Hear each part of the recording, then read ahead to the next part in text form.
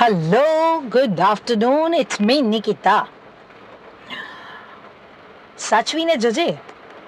બહાર જાય તો સાચવીને જજે. આ કેર થઈ, પ્રેમ થયો.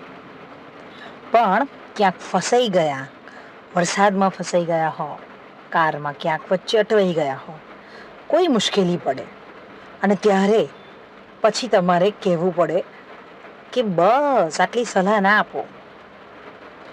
જ્યારે હસબન્ડ વાઈફને કહે કે મને તો ખબર જ હતી આ થવાનું હતું, મને તો ખબર જ હતી કે તું ત્યાં ફરી જઈશ, પણ તું મારું સાંભળે નહીં ને પછી તને ખરાબ લાગે ને, તો પાછળથી આ બોલવાની જરૂર નથી.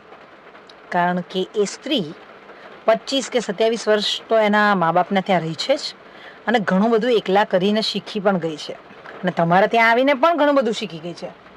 તો please don't tell her how to behave and how two